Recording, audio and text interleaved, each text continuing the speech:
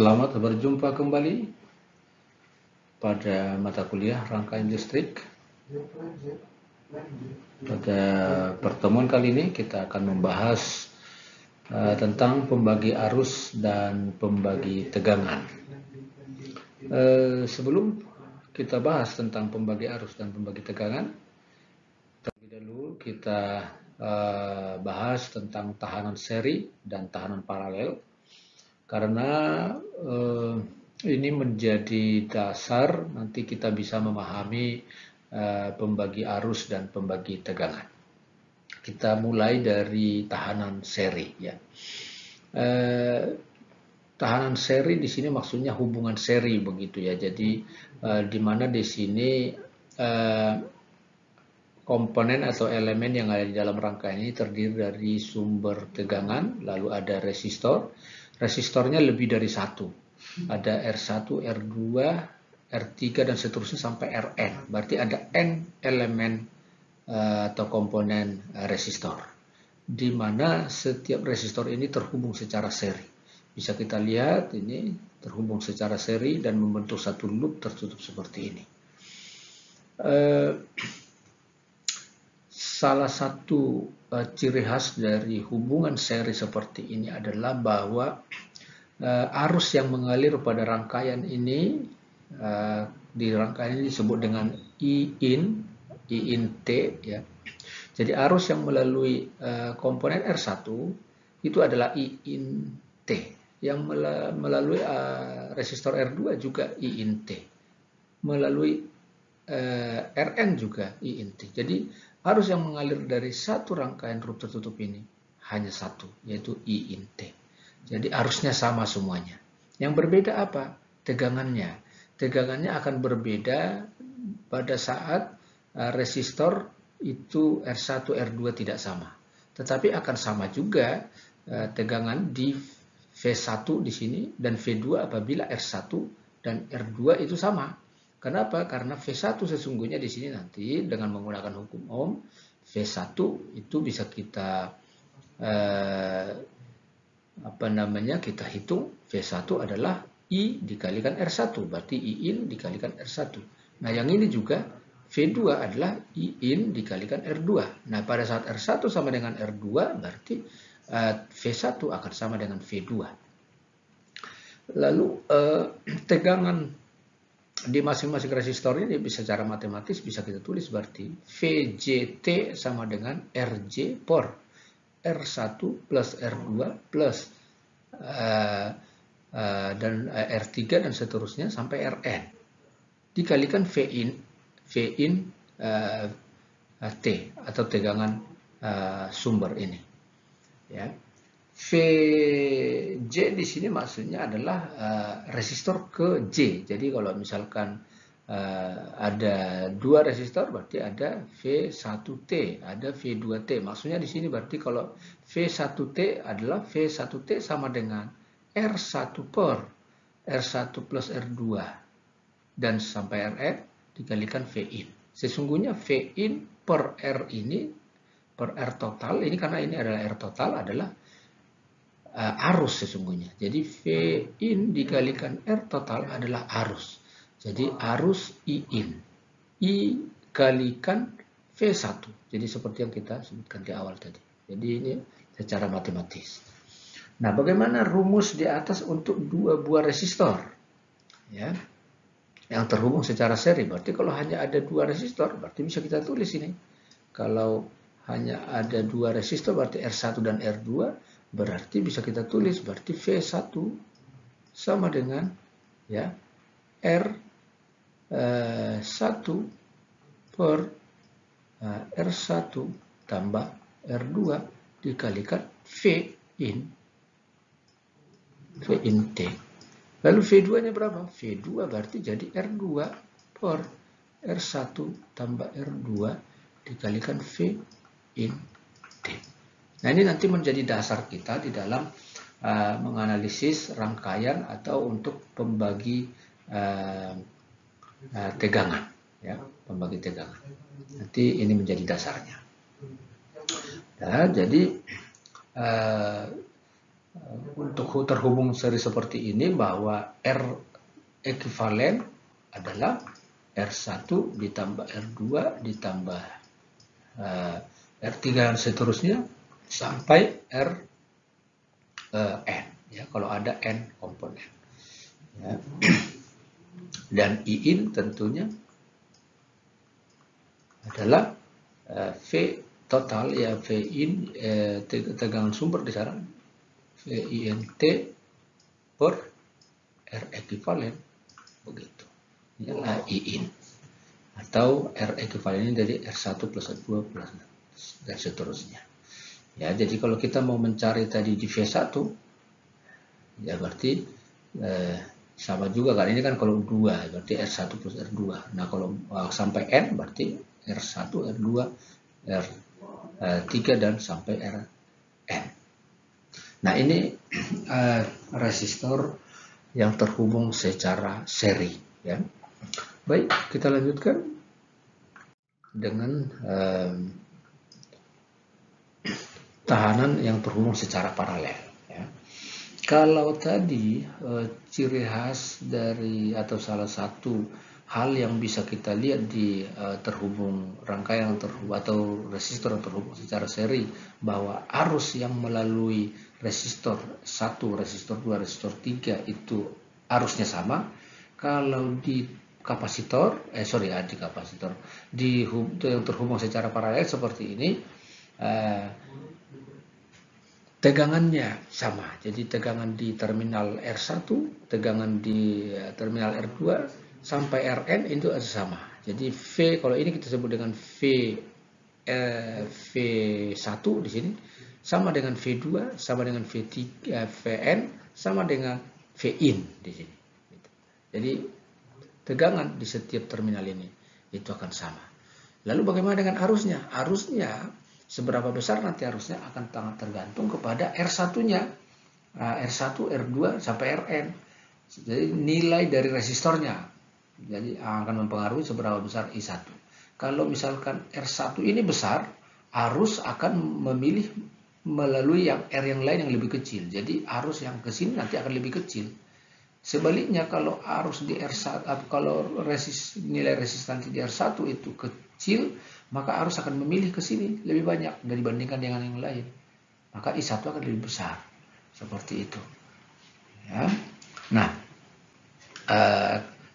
kalau di sini dituliskan konduktansi, bukan resistansi, sama juga sesungguhnya bahwa hubungan antara konduktansi dengan resistansi itu berbanding terbalik. Jadi kalau misalkan R ekuivalen yang kita tulis, berarti R ekuivalen ini sama dengan 1 per G ekuivalen. Ya. Berarti seandainya ini kita gunakan R ekuivalen, berarti bisa kita tulis 1 per R ekuivalen ini sama dengan 1 per R1 ditambah 1 per R2 dan seterusnya ditambah 1 per Rn. Ini kalau terhubung paralel. Jadi bisa juga kita tuliskan konduktansi atau resistansi, sama juga. Ya, jadi ini R ekuivalen sama dengan 1 per R1 tambah 1 per R2 sampai 1 per Rn. Dan, nah kalau seperti ini bisa kita tuliskan berarti I1-nya berapa kalau seperti ini. Berarti I1 itu adalah, karena tegangan di sini Vin, ya, berarti Vin menggunakan hukum Ohm, Vint per R1. Lalu I2 berapa? I2-nya berarti adalah sama juga tegangannya, Vint per R2. Lalu In berapa? In berarti adalah Vint per Rn. Gitu. Jadi bisa kita cari semuanya, I1, I2 sampai In. Ya. Bagaimana kalau R1 sama dengan R2 sama dengan Rn? Berarti nanti kita akan dapatkan I1 akan sama dengan I2 akan sama dengan In. Kalau arusnya, kalau resistansi sama, akan terbagi dengan harusnya akan terbagi secara atau sama antara percabangan R1, percabangan 2 itu akan sama. Kalau R1, R2 dan sampai Rn ini sama gitu. Dan nah ini prinsip dari tahanan paralel ya. Jadi kalau kita lihat hubungan di peralatan listrik di rumah kita itu terhubung paralel sesungguhnya. Kita menghubungkan kipas angin, kita menghubungkan komputer kita misalkan ke jaringan listrik kita di rumah, itu terhubung paralel semuanya. Sehingga yang masuk tegangan ke kipas angin tadi, yang masuk ke komputer kita, yang masuk mungkin ke kulkas, ke peralatan listrik, semua itu sama 220 volt. Jadi terhubung secara paralel namanya kalau seperti itu. Nah, seberapa besar nanti arus yang akan masuk ke kipas angin, seberapa besar masuk ke kulkas, ke laptop, nah dan seterusnya, itu tergantung nilai resistansi di dalam peralatan kita gitu. Nah, kita katakan dulu resistansi, sesungguhnya nanti tergantung impedansi sesungguhnya ya, tapi kita karena belum sampai ke sana jadi kita katakan resistansi dulu gitu ya. Beban yang kita kenal sekarang adalah resistansi atau resistor. Kita belum bahas sampai ke impedansi. Baik, selanjutnya sekarang, nah ini ada contoh ini. Contoh cari R ekivalen dalam rangkaian berikut ini. Berarti kita lihat di sini ada bervariasi ya. Ada yang terhubung seri, ada yang terhubung paralel. Berarti kalau R ekivalen dari sini yang mau kita lihat dari titik ini dengan titik ini, R ekivalen di titik ini berarti kita memulai perhitungan itu dari ujung, dari sini. Berarti bisa kita lihat bahwa 4 dengan 3 ini terhubung seri dengan 3 ini. Berarti ini bisa kita ganti dengan sebuah R ya, dari sini bisa kita gambarkan dari sini. Jadi mungkin kita buat begini. Kita buat R di sini. Nah, jadi yang 4, 5 dan 3 ini bisa kita ganti menjadi 4 tambah 5, 9 tambah 3, 12. Nah, lalu kita lihat 12 dengan 4 ohm itu berarti jadi terhubung paralel. Ya, berarti rumusnya tadi bahwa kalau terhubung paralel tadi adalah 1/4, berarti 1/R totalnya adalah 1/4 ditambah 1/12, atau sama juga sesungguhnya bahwa ini R totalnya nantinya adalah 4 kali 12/4 tambah 12, berarti ini sama dengan R totalnya adalah 48 dibagi 16, 48 dibagi 12 berarti sama dengan 3 ohm. Berarti ini 12 dengan 4 kita akan dapatkan, kita buat di sini ini satu nilai. Ya, sini ini 3 ohm. Nah, lalu sekarang berarti ini sudah hilang ya. Tinggal udah kita gantikan menjadi 3 ohm. Yang ini semua berarti udah berubah sekarang menjadi 3 ohm. Nah, sekarang 3 ohm dengan 3 ohm ini jadi terhubung seri. Ya, berarti 3 ohm dengan 3 ohm bisa kita gantikan sekarang dengan R begini, itu adalah 3 dengan 3 dijumlah berarti 6 ohm. Sekarang 6 ohm dengan 6 ohm terhubung paralel, berarti 6 kali 6 per 6 tambah 6, berarti ini adalah 36 dibagi 12, berarti adalah 3 ohm. Jadi balik lagi menjadi 3 ohm. 3 ohm 6 ya 12 ya, 6 kali 6 36 dibagi 12, 3 ohm. Nah, ini berarti kita bisa gantikan menjadi 3 ohm. Nah, ini sekarang 2 ohm, 3 ohm dan 1 ohm ini terhubung seri ya. Terhubung seri berarti 2 tambah 3 5 tambah 1 itu 6. Berarti R ekivalen adalah 6 ohm. Inilah perhitungan R ekivalen dalam rangkaian ini. Jadi kita mau mencari R ekivalen antara titik ini dengan titik ini, berarti kita mulai dari ujung, dari belakang justru. Oke, baik. Lanjutkan sekarang, ini masih contoh, ini carilah tahanan antara terminal A dan B, yaitu RAB, berarti sama juga, dari sini ke sini, berarti kita harus mulai dari belakang juga ini. Dari belakang juga. Ini 1 dengan 2, ini terhubung secara seri, berarti ini bisa kita ganti menjadi ini kita gambar di sini. Nah, kita ganti menjadi Ini 1 dengan 2 menjadi 3 kilo ohm.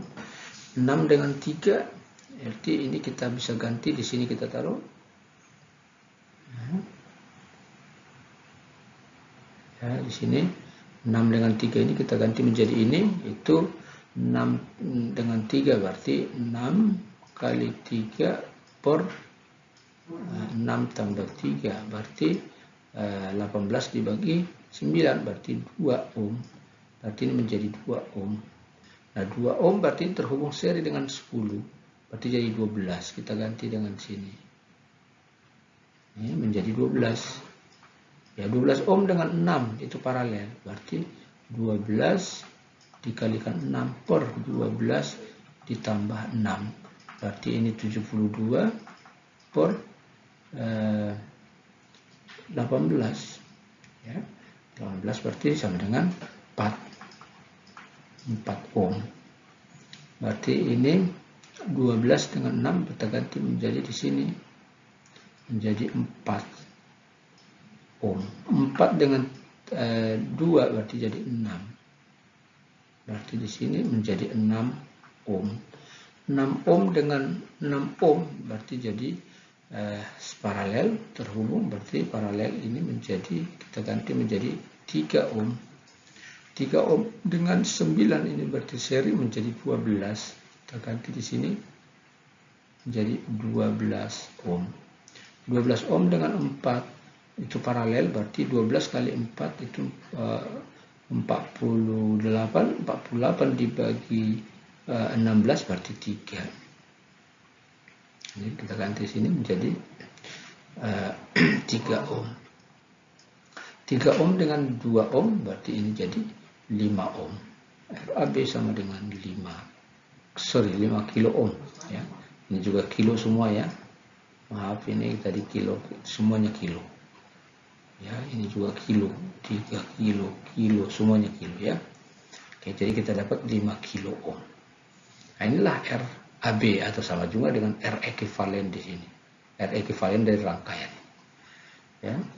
Kita lanjutkan. Nah, ini sekarang kita masuk ke pembagi arus ya. Pembagi arus. Coba kita lihat di sini bahwa ini ada sumber arus ya. Arah arusnya berarti ke sini. Ya, tentu ini ada punya beda potensial dari titik ini ke titik ini. Besarnya adalah VINT. Ya, berarti sama dengan yang tadi sebenarnya tegangan di sini di R1 akan sama dengan tegangan di R2 sama dengan Rn. Ya, berarti arus nanti akan terbagi. Arus akan ada ke R1 kita sebut dengan I1T, masuk ke R2 kita sebut I2T, masuk ke Rn kita sebut dengan INT. Ya. Dimana tadi sudah kita lihat juga di sana bahwa IJT atau arus yang masuk ke sini itu tergantung pada besarnya R1, R2 sampai Rn. Bisa kita tuliskan adalah GJ atau konduksansi J per G1 plus G2 plus dan seterusnya plus sampai di Gn. Ya, ini dikalikan INT. Ini artinya arus yang tadinya masuk dari sini besar, IIN besar, di sini akan terbagi-bagi dia. Terbagi menjadi I1, I2 sampai IN. Dan nah, sekarang coba kita tinjau bagaimana kalau hanya ada 2 R-nya atau resistansinya. Berarti nanti arus akan terbagi yang tadinya I-nya di sini besar ya, akan terbagi menjadi I1 dan menjadi I2. Seberapa besar I1 ini ditentukan oleh R1. Ya. Nah, seberapa besar R2 akan ditentukan oleh R2. Nah, coba kita lihat berapa tegangan di sini. Tegangan di sini adalah V juga. Ya, tegangan di sini adalah V sama. Ini V juga di sini. Di sini juga tegangan di sini sama V juga tegangan di sini. Di R2, di tegangan di resistor 1 V juga. Berarti I1-nya berapa? I1-nya berarti kalau kita sekarang kita cari dulu berapa sih I-nya ini gitu ya. I ini berapa? I berarti I ini adalah sama dengan V per R ekivalen. Begitu. Ya, R ekivalennya berapa? R ekivalennya kan bisa kita cari. Ini R ekivalennya R1 dan R2. Berarti dia kan paralel ini. R ekivalen adalah R1 seperti cara kita sebelumnya. R1 dikalikan R2 per R1 tambah R2. R ekivalen. Ya kan? Berarti bisa kita tuliskan berarti apa namanya? Ini R ekivalen. V per R ekivalen. Ya. Nah sekarang apa namanya? I1-nya berarti berapa? I1-nya berarti I1 dengan V per atau bisa kita tuliskan juga berarti I sama dengan di sini V kali V per R ekivalen. Ya, kalau dari sini kita tulis ke sekarang bahwa V sebenarnya adalah I dikalikan R ekivalen. Ya, sama dengan I dikalikan R1 kali R2 per R1 plus R2. Nah, berarti kalau begitu, berarti I1 berapa? I1 kita tulis di sini sekarang. I1 berarti sama dengan I1T ya. I1T sama dengan V di sini. V-nya berapa? Ini dia sudah tahu tadi. V sama dengan I kalikan R ekivalen ya. I dikalikan R ekivalen ya, I1 per ya kan, berarti kan I-nya yang mengalir ke sini adalah V ini per R1. Berarti ini per R1. Berarti bisa kita tuliskan R ekivalennya berapa?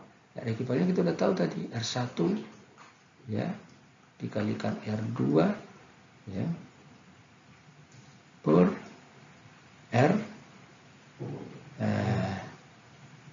R1 ditambah R2. Sekarang kita tulis yang ini.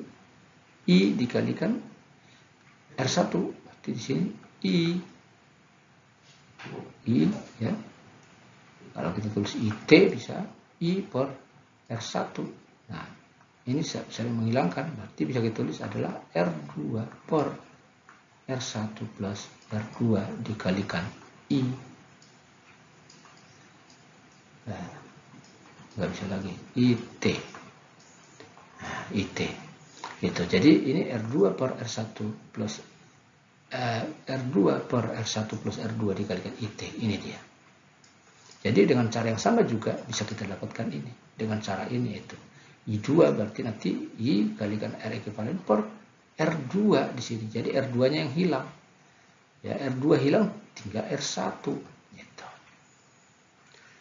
Nah, lalu menjadi pertanyaan, ini untuk apa pembagi arus? Nah, pembagi arus ini sebenarnya digunakan ini untuk pengukuran arus yang besar. Ya, jadi kalau misalkan kita mau mengukur arus yang besar di sini, ini arusnya ini misalkan sampai 1000 ampere misalkan arus ini. Nah, sementara kita tidak punya alat ukur ampere meter yang sampai 1000 ampere. Lalu apa yang harus kita lakukan? Kita bagi dulu arusnya. Kita buat R1 ini kecil, ya R1 lebih kecil dari R2. Kalau ini lebih kecil dari 2 berarti I1 nanti akan lebih besar dari I2. Nah, lalu ampere meter kita pasang mana? Kita pasang di sini ampere meter. Yang kita ukur apa? I2. Lalu kalau I2 kita udah tahu bisa ukur. Apakah I1 yang tujuan kita mengukur 1000 ampere ini bisa kita ketahui? Tahu. Caranya bagaimana? Dengan rumus ini. Setelah tahu kita I2, hubungan I2 dengan I itu tadi kita dapat di sini bahwa I2 ya sama seperti ini. Kita dengan cara yang sama tadi I2 sama dengan atau I2T ya.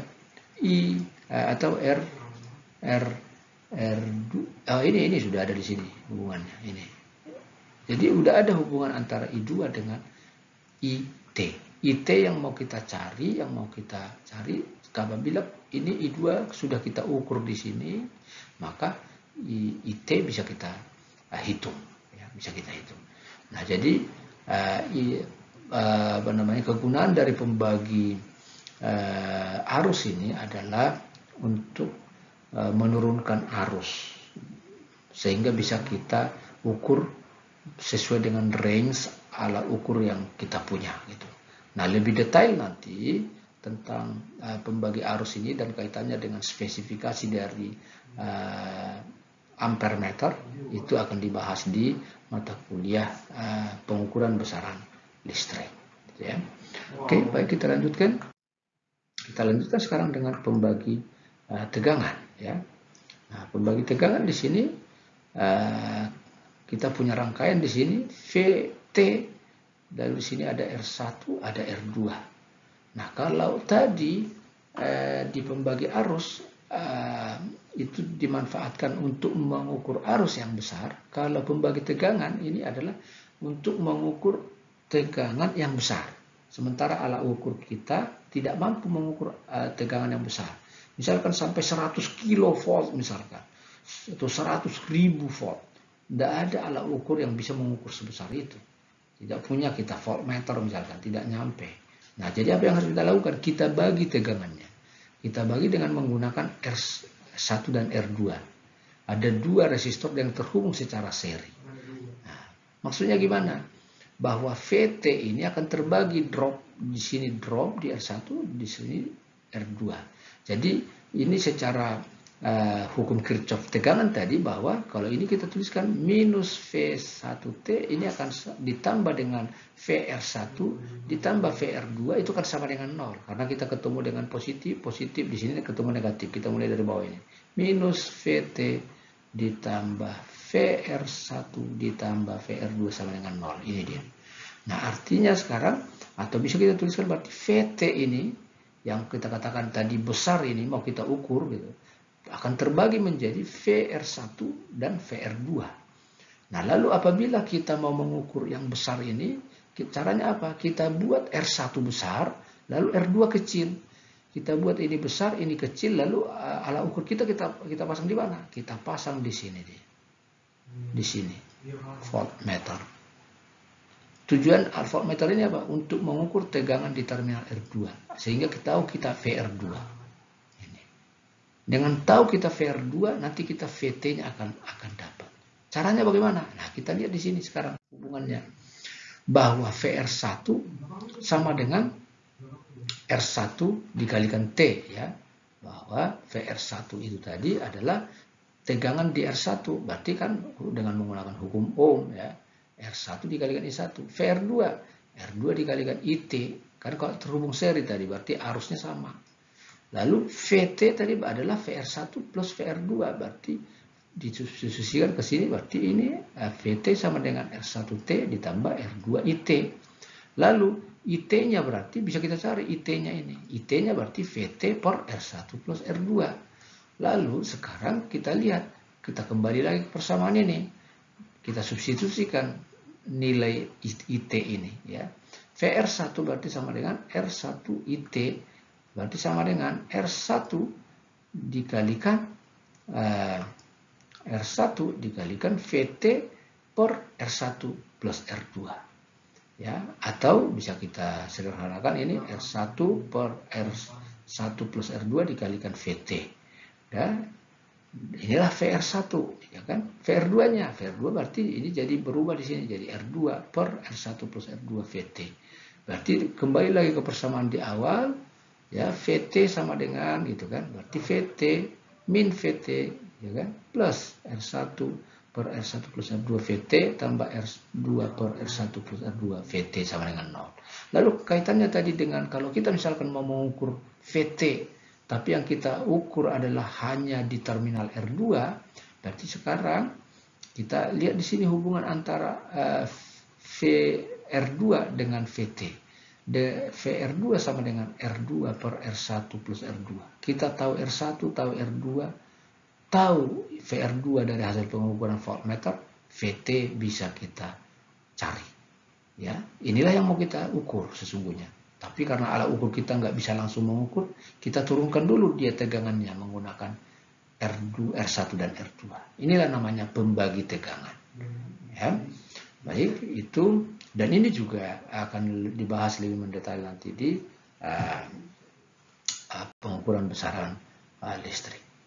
Ya, demikian pembahasan kita tentang pembagi arus dan pembagi tegangan. ya, yang sudah diawali tadi dengan hubungan seri dan paralel resistor dalam satu rangkaian. Ya, baik, terima kasih. Sampai jumpa di pembahasan soal-soal.